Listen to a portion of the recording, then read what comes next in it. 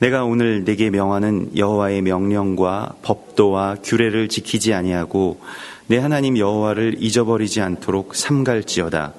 네가 먹어서 배부르고 아름다운 집을 짓고 거주하게 되며 또 내 소와 양이 번성하며 내 은금이 증식되며 내 소유가 다 풍부하게 될 때에 내 마음이 교만하여 내 하나님 여호와를 잊어버릴까 염려하노라.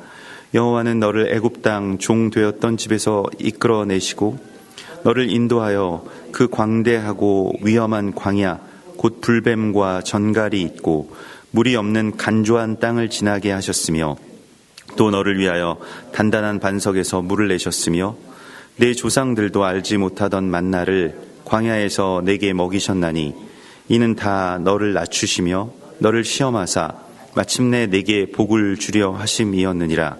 그러나 내가 마음에 이르기를 내 능력과 내 손의 힘으로 내가 이 재물을 얻었다 말할 것이라. 내 하나님 여호와를 기억하라. 그가 내게 재물 얻을 능력을 주셨음이라. 이같이 하심은 내 조상들에게 맹세하신 언약을 오늘과 같이 이루려 하심이니라. 내가 만일 내 하나님 여호와를 잊어버리고 다른 신들을 따라 그들을 섬기며 그들에게 절하면 내가 너희에게 증거하노니 너희가 반드시 멸망할 것이라. 여호와께서 너희 앞에서 멸망시키신 민족들 같이 너희도 멸망하리니 이는 너희가 너희의 하나님 여호와의 소리를 청종하지 아니함이니라. 이스라엘아 들으라. 내가 오늘 요단을 건너 너보다 강대한 나라들로 들어가서 그것을 차지하리니 그 성읍들은 크고 성벽은 하늘에 닿았으며 크고 많은 백성은 내가 아는 아낙 자손이라. 그에 대한 말을 내가 들었나니 이르기를 누가 아낙 자손을 능히 당하리요 하거니와 오늘 너는 알라. 내 하나님 여호와께서 맹렬한 불과 같이 내 앞에 나아가신즉 여호와께서 그들을 멸하사 내 앞에 엎드러지게 하시리니 여호와께서 내게 말씀하신 것 같이 너는 그들을 쫓아내며 속히 멸할 것이라. 아멘. 이번 주에 토라 포션의 제목이 에케브이고 우리가 어제 그 제목의 의미에 대해서 여러 면으로 함께 나누었습니다. 그래서 이 에케브라고 하는 것은 이제 그 원래는 이제 어떤 돌출된 부분, 곧 그 우리의 몸에서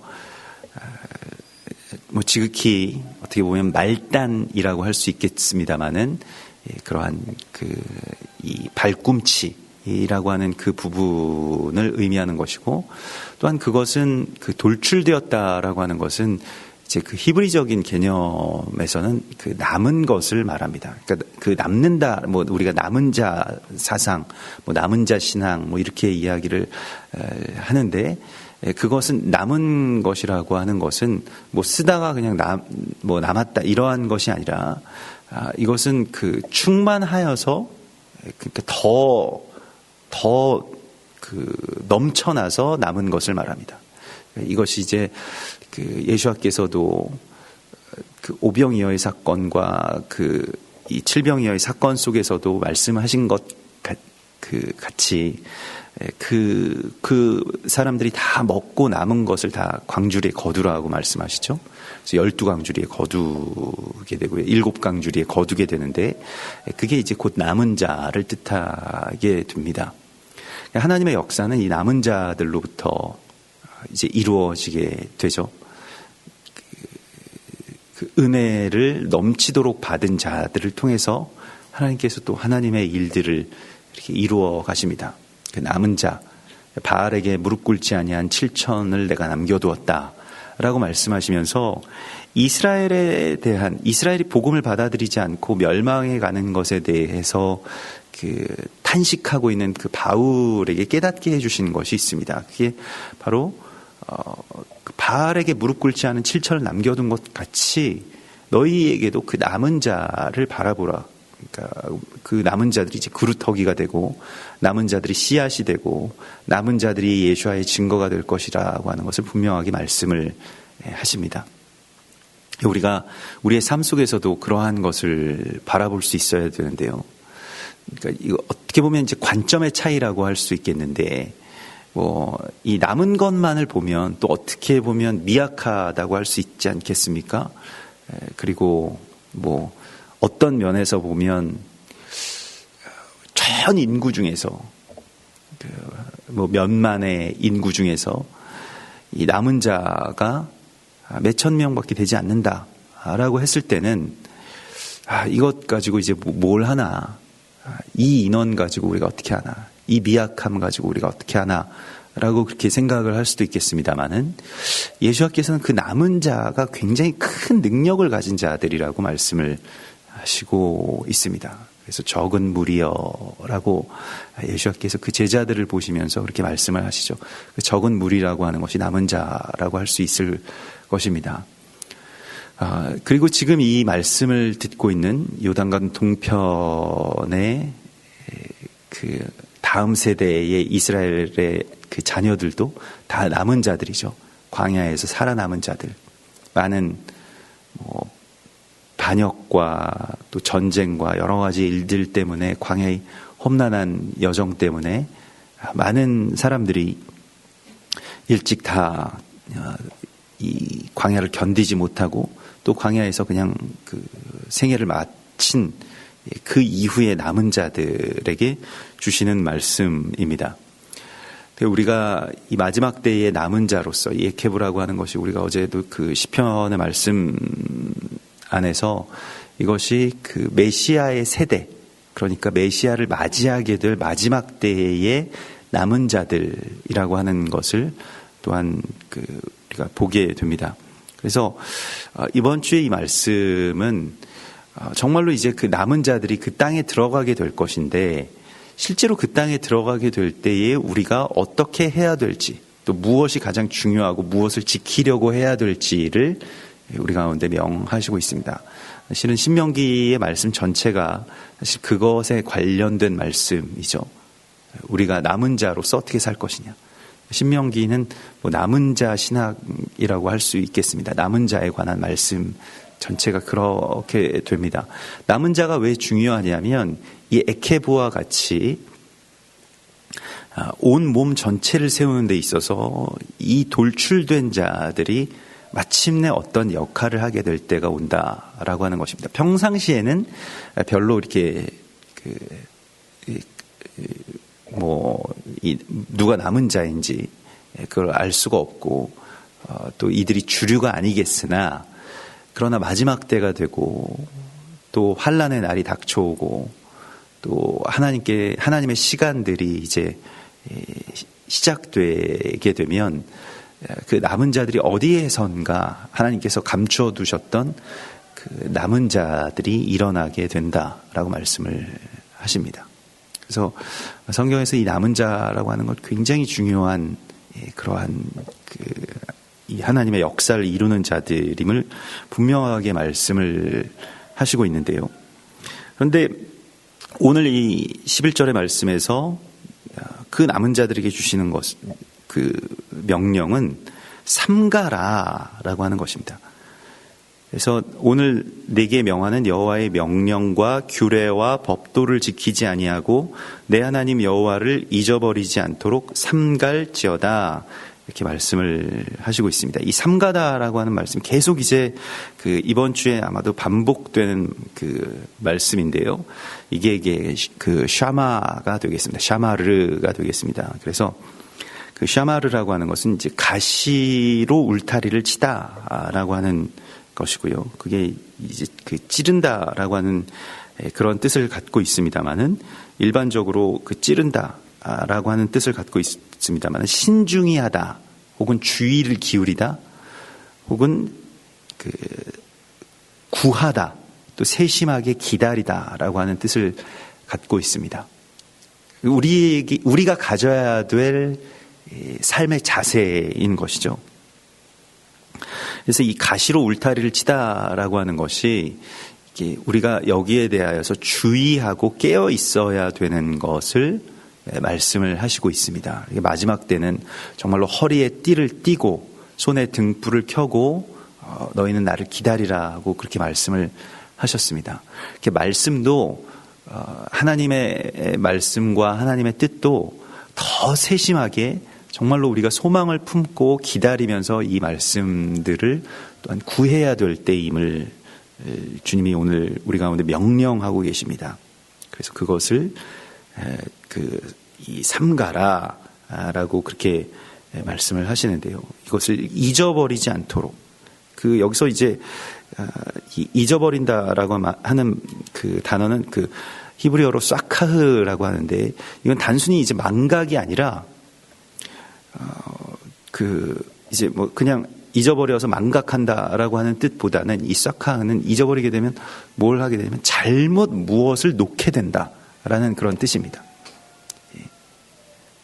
그러니까 중요한 것을 중요하게 생각하지 못하게 하고 중요하지 않은 것이 중요하게 되는, 그래서 이 가치가 막 혼돈됩니다.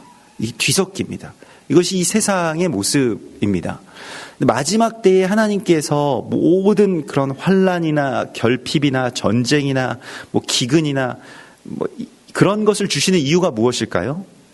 가치를 재정립하기 위해서입니다. 우리가 지금 이 시대에는 우리가 생각하고 우리가 아주 좋다라고 여기는 그런 가치들은 하나님의 시간이 되면 완전히 다 무너지게 되죠. 대적은 이 가치의 가격표를 막 자기 마음대로 바꾸어 놓은, 뒤죽박죽 만들어 놓는 자들입니다. 그래서 우리는 그 가치를 다시 되돌려 놓는 일들을 해야 되는데, 가치를 되돌리는 일이 무엇입니까? 그것이 예배입니다.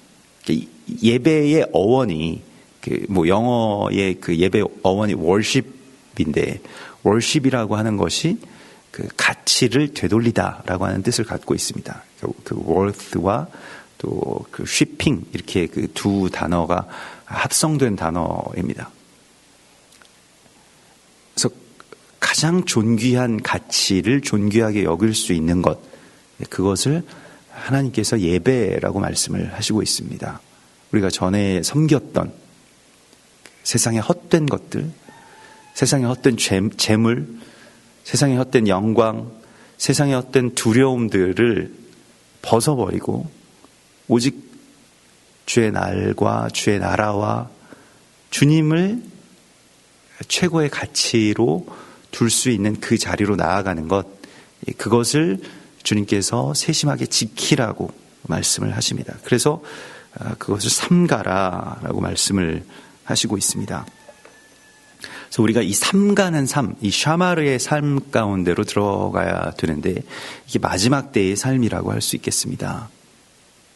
그래서 마지막 때를 우리가 준비한다, 마지막 때를 살아간다 라고 했을 때 무슨 일이 일어날지에 대해서는 성경에서 나온 것 정도만 알면 충분합니다. 우리는 더 알고 싶어하고 언제인지 알고 싶어하고 더 세부적으로 알고 싶어하고 누가 어떻게 어떤 일이 일어날지에 대해서만 관심이 아주 집중되어 있는데요. 마지막 때에 대해서 우리가 예비해야 되는 것은 우리가 어떻게 이 시간을 살아갈지에 대해서 예비해야 됩니다. 우리가 마지막 때를 살아간다라고 하는 것이 준비가 됐는가라고 하는 것은 거기에 대해서 뭘 안다라고 하는 것이 아닙니다. 그 시간이 닥쳤을 때 살아갈 수 있는 준비가 되었는가. 그것은 그때가 닥치든 닥치지 않든 그것이 우리에게 요구하시는 하나님의 삶입니다. 그게 우리가 진정으로 하나님의 나라를 살아가는 방식이라고 하는 것입니다. 그래서 마지막 때가 중요한 것이지, 마지막 때가 됐느니 안 됐느니, 안 됐으니 그냥 마지막 때를 살아가지 말자, 그냥 우리 마음대로 살다가 마지막 때가 되면 그렇게 살 테니까 좀 내버려 둬라, 이렇게 이야기하는 것은 정말로 하나님의 시간을 오해하고 곡해하는 것이라고 할 수 있겠습니다. 마지막 때는 우리가 그 시간을 소망하면서 그 시간을 살아갈 수 있는 상태가 되는 것이 목적이지, 우리를 괴롭히셔가지고 어떤 사건이 있을 건데 누가 그런 사건을 일으킬 거고 그래서 그것을 너희가 막아야 되고, 아니 마지막 때가 되면 우리가 그것을 막을 수가 있을까요? 하나님이 일으키시는 재앙을 막을 수 있겠습니까? 또 적그리스도가 일어나고 짐승이 일어나고 용이 일어나고 이런 일들과 내가 더불어서 싸울 수 있을까요? 하나님께서 싸우라고 하시면 싸울 수 있을 것입니다만은 더 중요한 것은 우리가 그 시간을 살아가는 삶이 내 삶 가운데 새겨져 있어야만 그 시간에 남은 자들이 될 수 있다라고 하는 것입니다.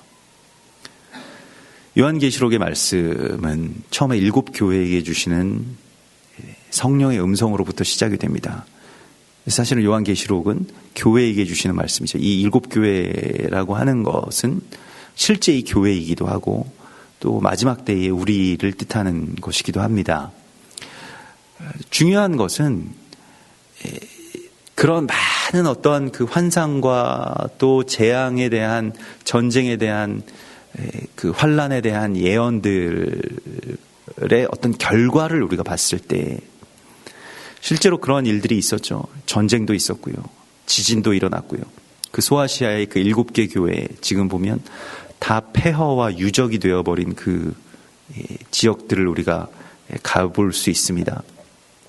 아무도 예배를 드릴 수 없는 그저 유적이 되어버린 것과 같은 제단들을 우리가 만날 수 있습니다. 그래서 마지막 때를 살아간다라고 하는 것이 무엇인지를 다시 하나님께서 우리 가운데 말씀을 하시고 있는 것이죠. 무엇이 가장 중요한 것인지를 깨닫는 것, 그것이 바로 마지막 때를 살아가는 방법이라고 말씀하십니다. 소아시아의 7개 교회 거의 대부분은 다 그 재앙 때문에 쓰러진 것이 아니라 많은 어떤 전쟁이나 핍박 때문에 쓰러지게 된 것이 아니라 그리고 마지막 때에 어떤 그 두 갈래길에 가게 되는데요. 그것이 무엇이냐면 그 대적과 타협함으로써 자신을 지킬 것이냐 아니면 끝까지 하나님의 말씀을 붙들 것이냐, 그러니까 그 순교자의 길로 갈 것이냐라고 하는 그 갈림길에 교회는 항상 서게 되어 있습니다. 이것은 교회가 그리스도 예수와의 몸으로서 연합되는 한 계속 그 길에 세대마다 서게 됩니다. 이것이 아주 하나님께서 그것을 감당할 만한 시련만을 주신다라고 말씀을 하시는데 이 시험이 우리에게 가장 어려운 그런 지점이 될 것입니다. 그런데 중요한 것은 그렇게 궁극적으로 어떤 지점에서 우리가 사느냐 죽느냐를 선택하기 이전에 우리의 매일매일에 이 갈림길이 있다라고 하는 것입니다. 그래서 우리가 그냥 마지막 때를 살아가느냐 아니면 그저 이 세상의 이 애굽으로서 아니면 이 세상을 그냥 우리가 그 욕망으로 세워놓은 그 가치의 체계 안에서 살아갈 것이냐라고 하는 것을 계속 묻고 있다는 것입니다. 근데 거기에 대해서 우리가 매일매일을 마지막 때로 살아가야 된다라고 말씀을 하시고 있는 것이죠. 그래서 엔드타임을 계속 말하는데 무슨 사건이 일어날지가 아니고 그 살아가는 방식을 준비하라고 계속해서 말씀하시고 있는 것이죠. 예수와께서 제자들과 같이 사시면서 하신 일이 바로 그것입니다. 마지막 때를 살아가는 방식을 말씀하는 것이죠.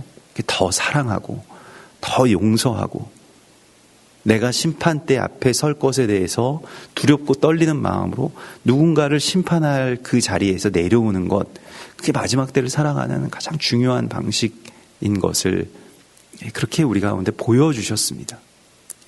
그 길을 따라가면 되는 것이죠. 그러면서 우리에게 오늘 이것에 대해서 삼가고 그리고 이 말씀들이 우리가 그 선을 넘어가지 않을 수 있도록 찌르는 것이 되게 하라. 그러니까 말씀의 울타리를 치라고 하는 것입니다. 말씀의 울타리를 치는, 말씀이 우리를 찌르는 그 가시 울타리와 같이 되기 때문에요. 그 울타리를 치라고 말씀을 하십니다. 그러니까 말씀을 들으면 자꾸 내가 나의 삶을 이렇게 수정해야 되겠구나, 돌이켜야 되겠구나. 하나님이 지금 여기서 자꾸 나를 이렇게 찌르시는구나. 제자들, 하나님의 아들들은 하나님께서 찌르십니다. 메오드라고 하는 건 뾰족한 막대기로 찌르다라고 하는 뜻이 있고 그게 이제 제자라고 하는 뜻인데요. 오늘 이 말씀에서도 샤마르라고 하는 것이 있는 자들은 그게 남은 자들인데 말씀을 듣고 마음이 아픈 자들입니다. 내가 그렇게 살지 못하는 것에 대해서 마음이 아프고 애통함이 있고 그래서 그렇게 구하고 내가 그렇게 다시 돌이킬 수 있는 힘을 달라고 하나님께 그렇게 간절하게 원하는 자들이죠. 사생자는 총회에 들어오지 못한다. 이것이 신명기서 23장 2절의 말씀이고, 사생자는 징계를 받지 않는 아들이다 라고 분명하게 성경이 히브리서 12장 8절에서 말씀을 하고 있습니다. 그래서 우리가 하나님의 말씀을 듣고 그 말씀을 통해서 나의 삶을 조금이라도 고쳐나갈 수 있다면 그게 우리에게 복이라고 말씀을 하시고 있는 것입니다. 이게 삼가는 것입니다. 그래서 이 말씀이 나에게 오늘 주시는 말씀이기 때문에 이 말씀으로 내가 바뀌어져야 되겠다. 돌이켜야 되겠다. 이 안으로 들어와야 되겠다. 하나님의 사랑 안으로 들어와야 되겠다. 내가 너무 저 울타리의 경계까지 나갔나 보다라고 하는 것을 우리가 알고 돌이킬 수 있다면 그것이 우리에게 복이라고 주님이 말씀을 하시고 있습니다. 하나님의 두려움은 무엇이냐면 우리가 먹어서 배부르고 아름다운 집을 짓고 거주하게 되는 것. 이제 광야의 결핍의 시간이 끝나게 되면, 광야는 사실은 복된 곳이죠. 결핍이 있지만 그러나 그곳에서는 하나님의 만나를 먹을 수 있고, 그곳에서는 하나님만 바랄 수 있고, 그곳에서는 다른 것이 보이지 않는 곳이기 때문에 광야에 있으면 사실은 하나님이 보시기에는 안전합니다. 근데 광야에만 있을 수가 없기 때문에, 그래서 우리 광야를 사모하는 자들이 되어야 되는데, 우리도 다윗도 광야를 사모하는 자였죠. 그래서 이 시온성을 회복하고 다윗성을 짓고 거기에 그 시온이라고 하는 그런 이름을 붙입니다. 광야로 가는 표지라고 하는 그런 뜻이죠. 광야의 사람이었습니다. 광야에 갔을 때는 다윗의 이 몸은 힘들었지만 심령은 굉장히 안전하였죠. 그가 안전히 거주할 곳은 바로 광야라고 하는 것을, 굉장히 역설적인 것입니다만은, 근데 준비해야 되는 것이 있는데 광야의 생활이 끝날 것이다 라고 하는 것을 말씀을 하십니다.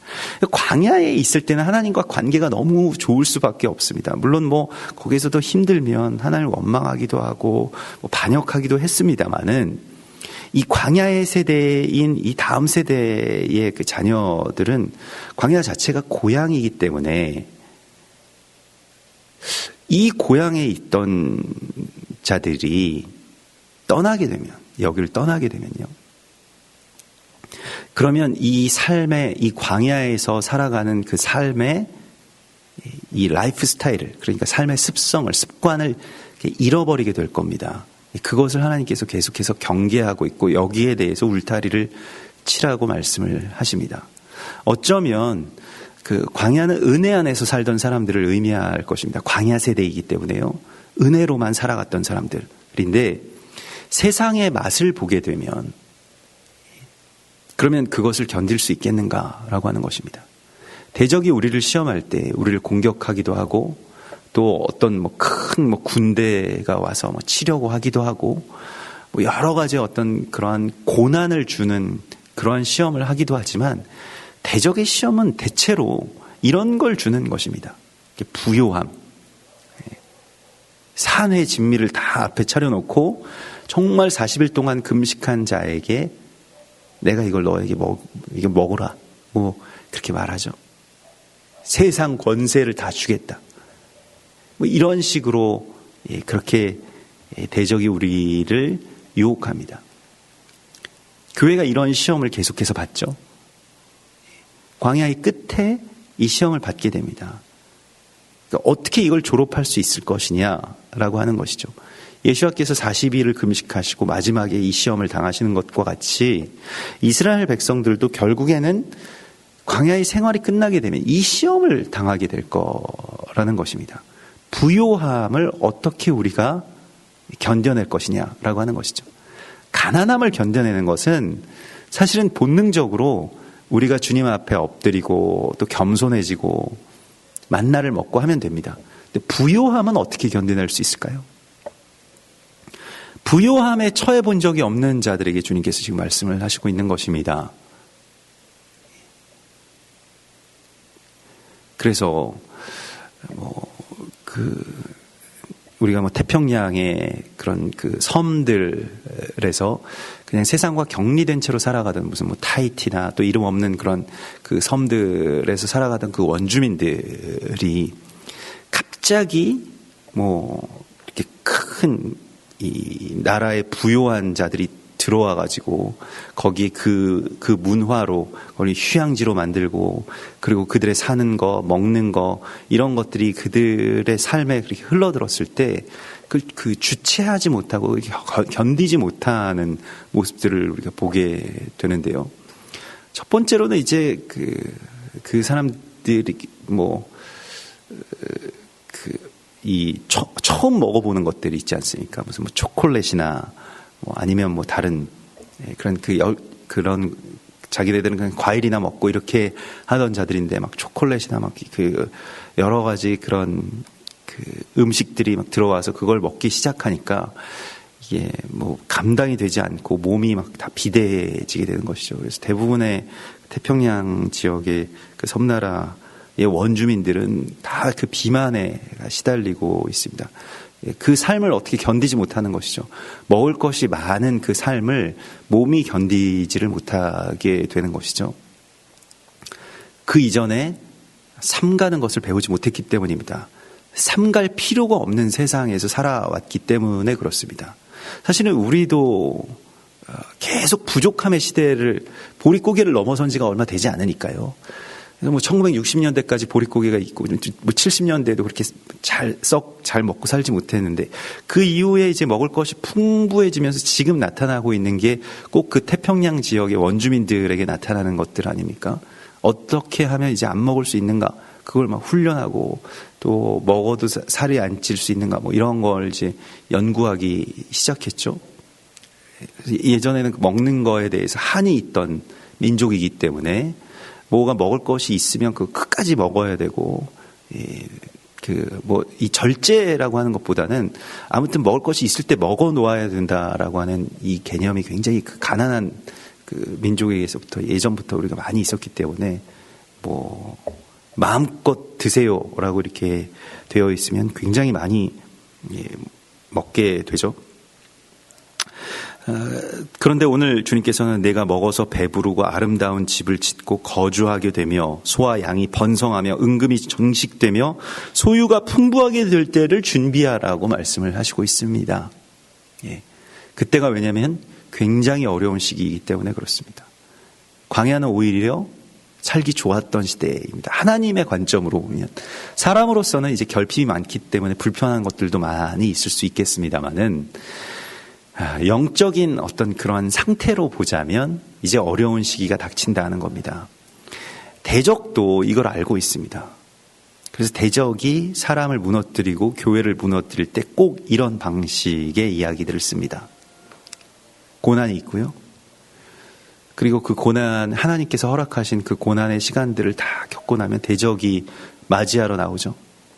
마치 전쟁터에서 돌아온 아브라함을 맞이하러 나온 온갖 예물을 갖고 맞이하러 나온 소돔 왕과 같은 그러한 모습으로 대적이 우리 앞에서 이 모든 것을 다 너에게 주겠다 이렇게 이야기를 합니다. 아무런 경계심 없이 또 절제에 대한 어떤 생각도 없이 그런 것을 덥석덥석 집어먹게 되죠. 산의 진미를 차려놓고 왕궁의 황관들로서 너희가 이걸 먹으라 라고 다니엘과 그 친구들에게 그 바벨론의 왕이 말했던 것과 같은 그러한 일들이 우리 앞에도 벌어집니다. 우리가 이걸 어떻게 거부할 수 있는가? 대적의 산해 진미를, 대적이 주는 잔을 어떻게 거부할 수 있는가라고 하는 것에 대해서 깨어있지 못하면 곧바로 정말로 뭐 공든탑이 무너진다라고 할까요? 이 40년 이스라엘 백성들의 이 고난의 길들을 다 겨우 겪어서 기어이 이제 하나님께서 사람 만들어 놓았는데 하나님의 백성 되게 하셨는데 곧바로 넘어질 일들이 생기는데 그것이 바로 배부르게 되는 일이라고 말씀을 하시고 있습니다. 여기서 뭐 먹어서 배부르다라고 하는 것은 좀 중의적인 표현이라고 할 수 있겠는데요. 이것은 그 부족함이 없다, 뭐 풍족하다, 충만하다 이런 뜻을 갖고 있습니다. 그래서 또 아름다운 집을 짓고 거주하게 된다. 이게 야샤르라고 하는 것인데 그냥 거기에 한 군데 그냥 정착하게 되는 것이죠. 그래서 하나님의 백성들은 언제든지 이제 떠나라고 하시면 떠날 수 있어야 되고 멈추라고 하시면 멈출 수 있어야 되는데 그냥 여기서 그냥 자기가 집을 짓게 되는, 그러니까 자기가 자기의 삶을 계속해서 그냥 선택해 나가고 거기에서 그것을 뭐 자기 관점으로 그것을 누리려고 하는 그 삶을 말하는 것입니다. 그래서 우리가 본향 찾는 나그네임을 자각하지 못하고 하나님의 나라를 우리가 찾아 나가고 있음을 자각하지 못하고 그냥 여기서 멈춰버린 그 삶을 야샤르라고 말합니다. 많은 하나님의 사람들이 이렇게 살게 됩니다. 또 여기에 멈춰버리게 됩니다. 어쩌면 한국교회도 굉장히 가난한 가운데서 천막교회로 또 상가교회로 정말 차디찬 예배당 바닥에서 냉기가 올라오는 새벽에 기도하고 철야했던 그 성도들의 눈물과 또한 가난한 부르짖음에서부터 세워지게 되었죠. 근데 언젠가 우리가 야샤르를 하게 되었는가, 그냥 여기에 멈춰버리게 되었는가라고 하는 것을 우리가 깊이 깨달아야 할 것입니다. 가난하지 않기 때문에 가난한 마음을 갖기가 너무 어려운 것이죠. 그래서 오늘 주님께서 그렇게 되면 너의 마음이 교만하여서 여호와를 잊어버릴까 염려하노라. 이게 하나님의 염려입니다. 여호와는 너를 애굽 땅 종되었던 곳에서 이끌어내시고, 이제 다시 말씀을 하시는데요. 이제 우리가 기억해야 되는 것이 있는데, 신명기에서는 계속해서 출애굽에 대해서, 애굽에서 너희를 인도하여 내신 것에 대해서 기억하라고 말씀을 하십니다. 그걸 삶의 색이라고 말씀을 하시죠. 처음 사랑으로, 너희가 처음 사랑을 잊었느니라 라고 교회에 대한 탄식으로 말씀하시는 것처럼 우리가 처음 사랑으로 돌아가야 되겠는데, 환경이 그렇지 않다고 하더라도 처음 사랑이 시작된 그 환경에 우리가 처하지 않고 있다 할지라도 우리가 그곳으로 돌아가서 주님의 말씀을 다시 이제 살아가게 되는 것, 이것이 이제 기억이라고 말씀하십니다. 그러니까 우리가 하나님을 믿는다라고 하는 것은, 우리 기독교는 사실은 기억하는 종교입니다. 자카르, 새기는 종교입니다. 그러니까 그것이 나의 삶 속에 오늘 현재의 우리의 삶 가운데에 다시 새겨지는 일을 하라고 말씀을 하시고 있습니다. 마음에 기름이 차서요, 여기 교만하여서요, 거기에서 그냥 머물러 있지 말고 다시 빠져나와서 애굽에서부터 다시 시작하는 것입니다. 우리의 몸은 여기에 있지만, 우리의 상황은 이렇지만, 그러나 성령께서 우리를 그 가난함 가운데로 데리고 들어가십니다. 그리고 그것을 알게 해주시는 것이죠. 그것을 느끼게 해주시는 것이죠. 그리고 이 세상의 어떤 상황과는 전혀 다른 상황 가운데로 우리를 이끌어 주시고 있습니다. 하나님께서 우리를 애굽 땅 종되었던 집에서 이끌어내셨다라고 하는 그 처음 구원의 자리, 그곳으로부터 다시 시작을 해야 된다라고 말씀을 하시고 있는 것입니다. 누가복음 6장 21절에 지금 줄인 자는 복이 있나니 너희가 배부름을 얻을 것이며, 지금 우는 자는 복이 있나니 너희가 웃을 것이며, 화 있을진저 너희 지금 배부른 자여 너희는 줄이리로다. 화 있을진저 너희 지금 웃는 자여 너희가 애통하며 울리로다. 하나님의 나라가 이 땅 가운데 온전하게 회복되지 않았고, 그리스도 예수와의 피가 그치지 않은 이 세상 속에서 우리가 살아가면서 우리 안에 그저 배부름과 나의 어떤 내 육체의 배부름과 내 상황의 그 개선 안에 우리가 이렇게 머무르게 된다면 다시 우리가 줄인 자가 되게 해달라고 주님 앞에 기도해야 됩니다. 다시 우리가 배고픈 자가 되게 해달라고 주님 앞에 기도해야 됩니다. 마음의 간절함이나 또한 마음의 이 아주 통렬한 그 애통함이 우리 안에서 사라지게 되는 때를 정말 깊이 경계해야 됩니다. 여러분, 이러한 것을 하나님께서 우리에게 훈련시키시려고 할 것입니다. 예전에 교회가 항상 주님 앞에만 의지하고 그렇게 살 수 있도록 주님께서 우리를 이렇게 이끌어 주셨는데, 때때로 예전 상가교회에 있을 때 항상 월세가 조금씩 부족했었는데요. 근데 언젠가 한 몇 개월은 그보다 훨씬 더 남더라고요. 일시적인 거였습니다만 아무튼 돌이켜놓고 보니까 그래서 이제는 좀 됐다. 이제는 이것에 대해서 걱정하지 않아도 되겠다라고 하니까 영적으로도 이렇게 뭔가 이렇게 줄이 풀어지는 것 같은 그런 느낌이 굉장히 많이 있었습니다. 그러니까 가난할 때 아주 팽팽하게 당겨졌던 어떤 이 텐션이 싹 풀어지게 되고 마음도 뭐 그때 가난했을 때의 어떤 그런 느낌이 아니고 기도도 그렇게 나오지 않게 되는 것을 나중에 한 석 달 정도 지나니까 알게 되겠더라고요. 그래서 그것이 막 굉장한 어떤 부요함을 우리에게 주신 것이 아님에도 불구하고 그래서 아직 나는 준비가 안 되었구나. 만약에 부요하게 된다면 지금 월세만 조금 낼 수 있어도 이 정도인데 부유하게 된다면 어느 정도가 될까라고 생각을 하면서 이 굉장히 힘든 싸움이 될 것이다 라고 하는 것을 이렇게 생각하게 됩니다. 환경이 그렇게 그냥 가난해서 가난한 마음이 되는 것은 굉장히 쉬운 일입니다. 누구나 그렇게 될 것입니다. 사실은 그것이 어떻게 보면 일정한 복이라고 할 수 있을 것입니다. 그런데 환경이 부요한데 심령이 가난하다? 이거 어떻게 할 수 있을까요? 이렇게 되지 못하면 하나님의 나라에 들어가서 사단의 세상을 살게 됩니다. 이게 이스라엘 역사가 우리 가운데 보여주는 이야기입니다. 그 땅에 들어가서도 광야처럼 살 수 있는가라고 하는 것을 계속 우리에게 묻고 계시는 것이죠. 우리가 이제 광야 생활이 끝나게 되면 네가 그 땅의 그 시간을 견뎌낼 수 있느냐, 부요함을 견뎌낼 수 있는 힘이 있느냐, 가난함이야. 사실은 그냥 견디기만 하면 어떻게 하나님께서 살려주십니다. 이거 누구나 할 수 있는 이야기예요. 그래서 그 가난함, 그 결핍, 그런 어려움 어떻게 사시냐, 사람들이 위로도 해주고 그러잖아요. 근데 부요하면 정말 어려운 것입니다. 정말 힘든 것입니다. 부요한데 하나님의 나라에 대한 목마름이 있다? 정말 어렵죠. 그렇게 찾게 되지도 않고요.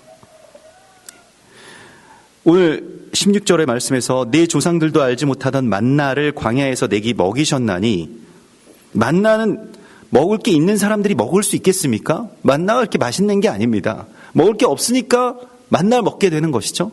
말씀도 마찬가지입니다. 하나님의 말씀이 우리 가운데 꿀과 같이 달 때는 우리가 먹을 게 없을 때입니다.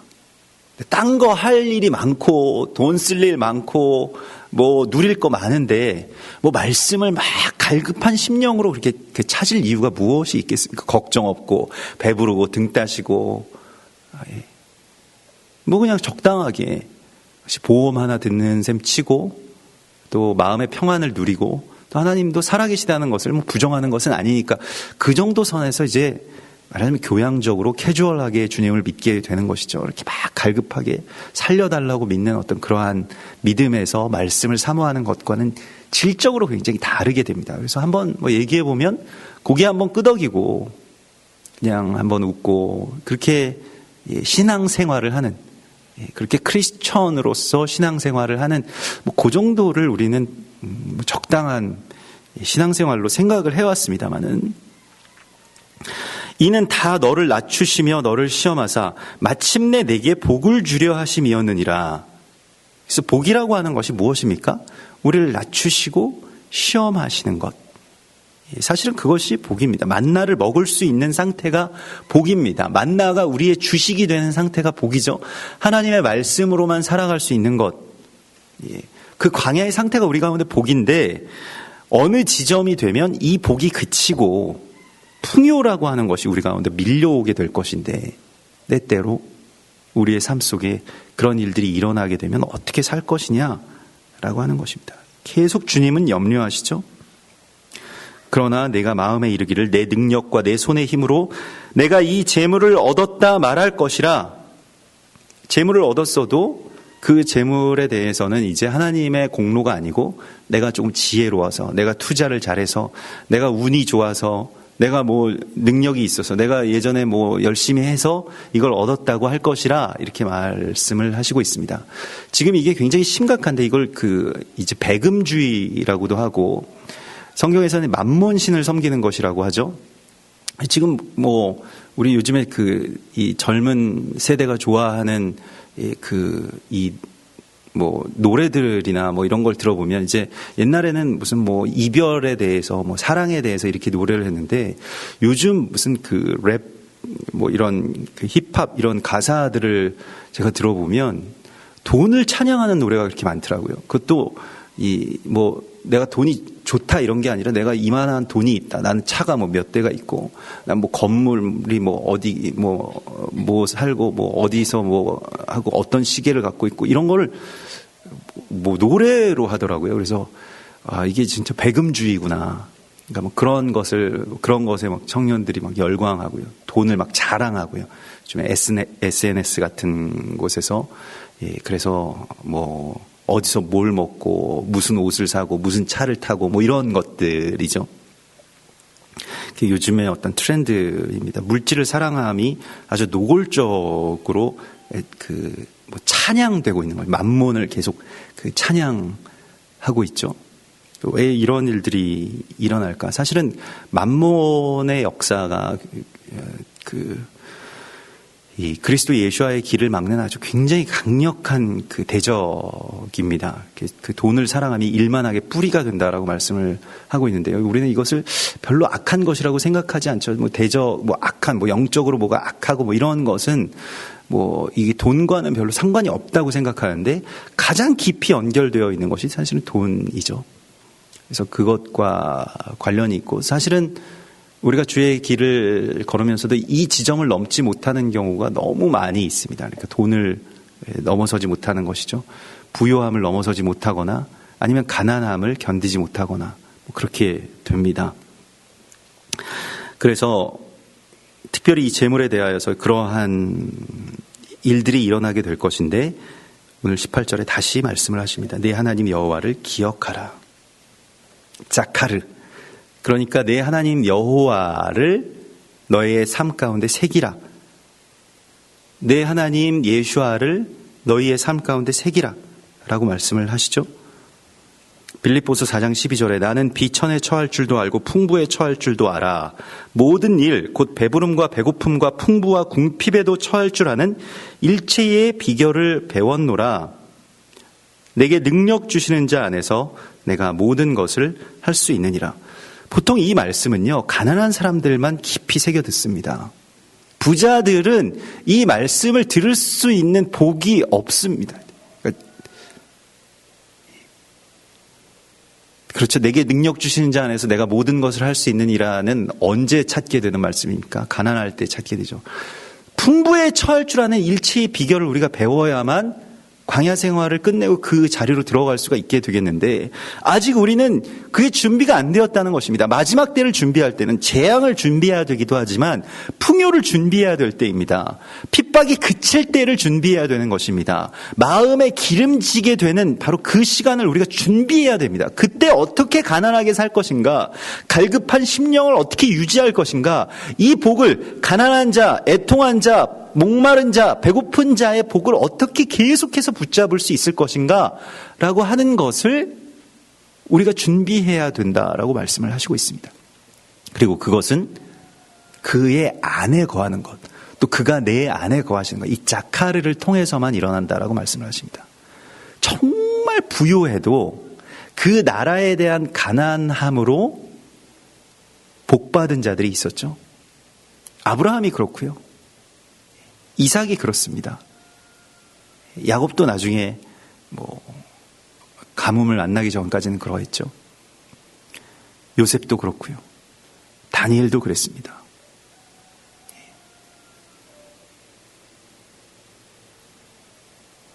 신약 성경에도 보면 많은 유력자들이 있습니다. 뭐 보아스와 같은 그런 유력자들이 있어서 예배의 처소를 개방하고 많은 선교의 어떤 물질들을 계속해서 그렇게 흘러가게 하는 자들이 있습니다. 사업이 정말 잘 되고 부유한데도 하나님의 나라에 대한 갈망으로 이 바울의 가난함과 같은 그러한 가난함을 가지고 있는 자들이 있습니다. 하나님 그런 자들 쓰시죠. 과연 우리는 하나님이 우리의 삶 속에 새겨졌는가를 먼저 준비해야 된다라고 말씀을 하시고 있습니다. 잠언 30장 7절에 보면 내가 두 가지 일을 주께 구하였사오니 내가 죽기 전에 내게 거절하지 마시옵소서. 이걸 구했다라고 말하고 있는데요. 곧 헛된 것과 거짓말을 내게서 멀리하옵시며, 그렇죠. 이것은 이제 하나님의 진리의 말씀이 내 안에 들어오게 해달라고 하는 기도입니다. 두 번째 이 기도가 나를 가난하게도 마옵시고 부하게도 마옵시고 오직 필요한 양식으로 나를 먹이소서라고 하는 그런 기도였습니다. 이걸 이 두 가지의 기도를 평생의 기도로 삼았다라고 그렇게 말하고 있습니다. 우리도 이 기도를 해야 됩니다. 자꾸 부하게만 해달라고 하는, 준비도 안 됐는데, 부할 준비가 되어 있지도 않은데, 부했을 때 가난한 심령을 가질 수 있는 그러한, 아직 그리스도 예수화가 내 삶 속에 새겨지지 않았는데도 불구하고 그게 우리 가운데 들이닥치면 곧바로 그것은 재앙입니다. 그냥 재앙입니다. 그렇기 때문에 거기에 대해서 가난한 심령이 있을 수 있도록 준비하는 것이 중요한 것입니다. 마지막 때를 살아가는 것이죠. 부하게 될지라도 가난함을 유지할 수 있느냐, 그 가난함과 배고픔 가운데 머무를 수 있느냐, 부한데도 하나님의 말씀을 사모해서 오늘 그 말씀 가지고 내가 먹어야 되겠습니다 라고 하는 이 만나를 찾아서 집 밖으로 바구니를 가지고 나가는 그 정성을 계속 쏟을 수 있겠느냐. 골프 치러 가고 해외여행 가고 뭐 하고 뭐 먹으러 가고 뭐 쇼핑하고 해야 되는데 성경을 사모하는 마음으로 눈물을 흘리면서 읽을 수 있는 그 준비가 되어 있느냐라고 하는 것을 주님이 우리 가운데 묻고 계십니다. 만일 준비가 안 되어 있다면 그냥 가난한 게 우리에게 복입니다. 차라리 그냥 가난하면 됩니다. 어쩌면 그러한 준비가 우리 가운데 하나님께서 계속 우리에게 요구하고 계신지도 모르겠습니다. 내 하나님 여호와를 기억하라. 그가 내게 재물 얻을 능력을 주셨습니다. 이 재물 얻은 능력은 그냥 재물을 그냥 얻어서 그 소유만 한다고 해서 되는 일이 아니죠. 재물을 우리 가운데 맡겨주신 것이라고 하는 그 사명을 우리가 안다면 그 재물을 가지고 가난한 자들에게 흘려보내고 지금 줄인 자에게 또 목마른 자들에게 그것을 줄 수 있는 통로가 된다면 얼마든지 하나님이 은도 내 것이요 금도 내 것이라고 하셨기 때문에 그 통로로서 우리를 사용하실 것입니다. 어떻게 쓸 것이냐, 어떻게 가난해질 것이냐라고 하는 것을 계속해서 준비하라고 말씀을 하시고 있습니다. 돈 많이 벌면 그렇게 하겠으니까 제발 돈만 많이 벌게 해주십시오 라고 하는 것은 준비가 되어 있지 않는 것입니다. 먼저 준비해야 됩니다. 그렇게 살고 있어야 그 시간이 되면 그것을 행할 수가 있습니다. 그래서 우리가 이제 주님 앞에 이 부요함과 그 정착의 시간을 예비하는 자들이 되라고 말씀을 하시면서 너희가 두려워하는 것은 안악저손이지만 내가 두려워하는 것은 너희의 부요함이라고 분명하게 말씀하고 있습니다. 안악이라고 하는 말은 질식시킨다, 목을 조르다라고 그래서 숨을 못 쉬게 한다고 하는 것입니다. 우리를 숨 못 쉬게 하는 것은 성령이 우리 가운데 들어오지 못하게 하는 것이 바로 이것입니다. 세상의 부요함, 돈을 사랑함, 그 안에 안주하려고 하는 우리의 습성들입니다. 성령을 근심하게 하는 것, 이 세상의 술에, 대적이 준 술에 취하게 되는 것입니다. 그것을 멀리하라. 술 취하지 말라. 이는 방탕한 것이니 오직 성령의 충만을 구하라. 먹을 게 많아야 술을 담글 수가 있죠. 우리도 예전에 그 주조가, 개인 주조가 다 금지된 적이 있습니다. 먹을 게 없었을 때입니다. 먹을 것도 없는데 술을 담그지 말라. 뭐 이러한 것이죠. 마찬가지입니다. 우리가 계속 가난하게 되었을 때 성령이 우리 가운데 들어오는 통로가 열리게 됩니다. 이것을 어떤 상황에든지 할 수 있는 힘을 달라고, 그 자카르를 달라고, 주님이 내 안에 계시고 내가 주님 안에 있어서 가난하든지 부유하든지 그 일체의 비결을 배울 수 있게 해달라고 주님 앞에 우리가 구해야 됩니다. 평생에 간구해야 됩니다. 매일매일 구해야 됩니다. 내가 주님 앞에 이것을 간구하고 이것이 내 안에서 그렇게 온전하게 겸손하게 주님의 길을 따라갈 수 있는 그러한 복을 얻기를 소망합니다. 우리 같이 기도하겠습니다. 우리 이 시간 주님 바라보시면서 또 또 우리를 정말로 그 가난함 가운데서 또 부요함 가운데서도 지켜주실 우리 주님, 특별히 우리가 이 부요함의 세대를 살아가고 있습니다. 그 어느 시대보다도 부요한 시대에 우리가 살아가고 있습니다. 우리가 이때에 정말로 근신하여서 또 정신을 차리고 주님이 내 안에, 내가 주님 안에 새겨지는 그러한 역사가 일어날 수 있게 해달라고 우리 그렇게 소망하면서 같이 기도하겠습니다. 주여 감사합니다. 주여 찬송합니다. 주여 우리가 마땅히 주를 구하고 주님의 나라를 바라며 주여 로쿠아바스와스와스 아버지여 레키아바스와스와스와스 레키아바스와스와스와스와스와스와스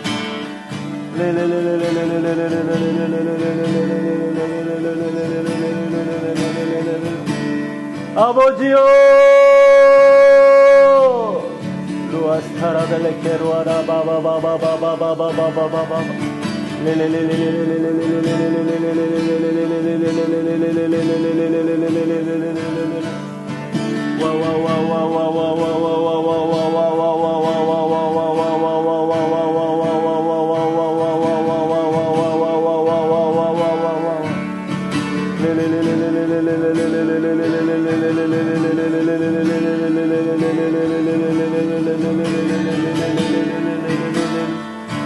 아버지여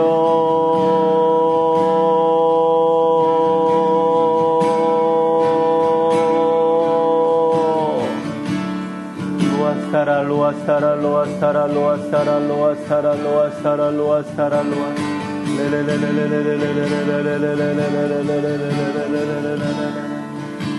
와와와와와와와와와와와와와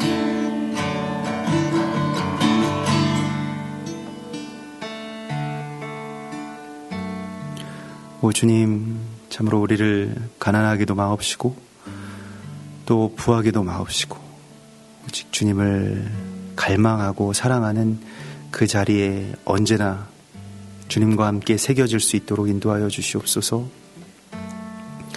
부요함에도 거할 수 있는 일체의 비결을 우리 가운데 허락하여 주시고 그래야 해서 재물이 우리의 정착지가 되지 않게 하시고 그것이 우리를 통해서 또한 가난한 자들에게도 흘러갈 수 있는 그러한 통로로 사용될 수 있도록 인도하여 주시고 언제나 주님의 말씀을 갈급한 심령으로 찾아 나설 수 있는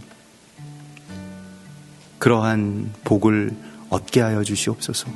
만나를 사모할 수 있는 그러한 상태로 우리가 늘 거하게 하여 주시옵소서. 주님을 기대하고 찬송하오며 예수와 메시아의 이름으로 감사하며 기도드리옵나이다. 아멘. 하늘에 계신 우리 아버지시여 이름이 거룩히 여김을 받으시오며 나라의 임하옵시며 뜻이 하늘에서 이룬 것 같이 땅에서도 이루어지이다. 오늘날 우리에게 일용할 양식을 주옵시고 우리가 우리에게 죄 지은 자를 사하여 준 것 같이 우리 죄를 사하여 주옵시고 우리를 시험에 들게 하지 마옵시고 다만 악에서 구하옵소서. 대개 나라와 권세와 영광이 아버지께 영원히 있사옵나이다. 아멘.